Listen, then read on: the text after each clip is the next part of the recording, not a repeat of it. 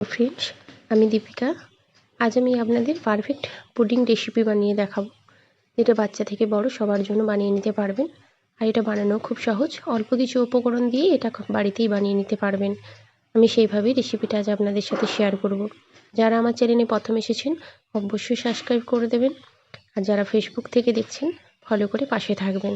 তাহলে চলুন আমি ভিডিওটা শুরু করি।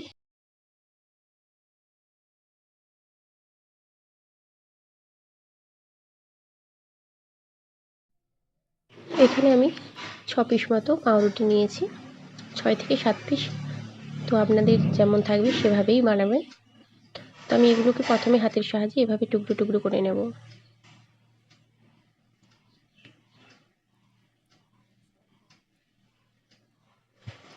আমার সমস্তগুলো টুকরো টুকরো করা হয়ে গেছে।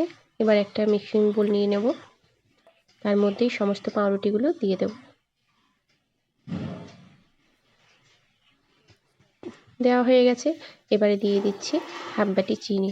মানে যে পরিমাণ আপনাদের রুটিটা থাকবে আপনারা কিন্তু আন্দাজ করে চিনিটা দেবেন, মিষ্টিটা তাহলে পারফেক্ট হবে। দিয়ে দিলাম 1 চামচ ভ্যানিলা এসেন্স, আর দিয়ে দেব 2টো ডিম। এবারে দিয়ে দেব অল্প একটু দুধ। এবারে দুধটা দিয়ে আমি একটু মিক্সি করে নেব, ভালো করে বেটে নেব। এবারে একটা ছাঁকনির সাহায্যে এটা ছেঁকে নেব, কারণ যদি ডোলা পেকে যায় তাহলে কিন্তু পুডিংটা খুব ভালো করে সেট হবে না। তাই আমি এখানে একটা পাত্র নিয়েছি, এই পাত্রের মধ্যে যে একটা ছাঁকনির সাহায্যে এভাবে ভালো করে পুরো এটা ছেঁকে নেব। এবারে একটা আমি ক্যারামেল বানিয়ে নেব। তার জন্য এই যে দেখুন নিয়ে নিলাম ছোটো কাপের 1 কাপ চিনি, দিয়ে দেব 1 চামচ জল। একটু নাড়াচাড়া করে এই যে দেখুন গ্যাসের ফ্লেমটা হাই রেখে এভাবে একটু নাড়াচাড়া করতে করতে ক্যারামেলটা কিন্তু হয়ে যাবে। খুব বেশি সময় লাগে না একটা ক্যারামেল বানাতে। এই যে দেখুন সুন্দরভাবে ক্যারামেলটা হয়ে গেছে। আমি এবারে এটা বন্ধ করে দেব, কারণ বেশি করলে তেতো হয়ে যাবে।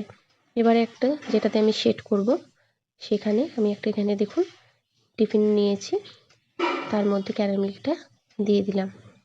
ক্যারামেলটা দিয়ে একটু ঠান্ডা হতে দেব, যাতে একটু জমে জমে যায়। এবার এখানে একটা দেখুন আমি কড়া বসিয়ে নিয়েছি, কড়াতে এরকম একটা স্ট্যান্ড দিয়ে দিলাম, আর দিয়ে দেবো 1 গ্লাস মতো জল। জলটা যতক্ষণ গরম হচ্ছে ততক্ষণ এখানে আমি পুডিংটা রেডি করব। তার জন্য যে বেটারটা আমি বানিয়ে রেখেছিলাম সেই বেটারটা আমি এই কৌটোর মধ্যে দিয়ে দিচ্ছি। এবারে ঢাকনা দিয়ে দেব। দেখুন জলটা গরম হয়ে এসছে, ফুটে গেছে। এবারে আমি কৌটোটা বসিয়ে দেব। কৌটোটা বসিয়ে এবার ঢাকা দিয়ে প্রায় 35 থেকে 40 মিনিট মতো হতে দেব। এই যে উপরে একটা ঢাকনাতে আমি কিন্তু একটা ছিদ্রটা যাতে বন্ধ হয়ে যায় তার জন্য একটা পেপার দিয়ে দিয়েছিলাম, যাতে বাতাসটা না বেরিয়ে যায়। দেখুন আমি প্রায় 40 মিনিট পরে এটা নামিয়ে নিয়েছি, একটু ঠান্ডা করে নিয়েছি। এবারে সাইড থেকে এইভাবে কিন্তু একটা ছুরির সাহায্যে হোক বা কোনো কিছুর সাহায্যে একটু ছাড়িয়ে নিতে হবে, নাহলে এটা চিটে যাবে। এবারে আমি এটা ঢেলে দেখাচ্ছি, দেখুন এটা ঠিক কতটা সুন্দর হয়েছে।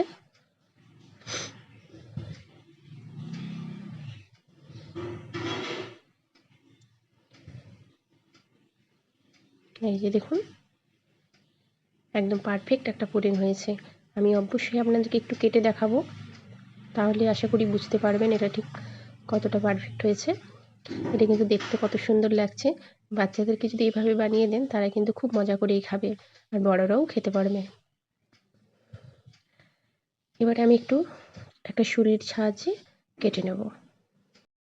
এটা দেখেই বুঝতে পারছেন কতটা পারফেক্ট হয়েছে। দেখুন আমি একটু কাছে নিয়ে এসে দেখাচ্ছি, এই যে দেখুন ভেতর থেকে পুরো কতটা সুন্দর হয়েছে। তাই আমার রেসিপিটা আপনাদের কেমন লাগলো অবশ্যই কমেন্ট করে জানাবেন, আর যদি ভালো লাগে প্লিজ লাইক করে দেবেন আর শেয়ার করে দেবেন বন্ধুদের সাথে। এরকম যাতে নতুন নতুন ভিডিও নিয়ে আপনাদের সাথে বা আপনাদের কাছে আসতে পারি, তার জন্য অবশ্যই চ্যানেলটাকে সাবস্ক্রাইব করে রাখবেন।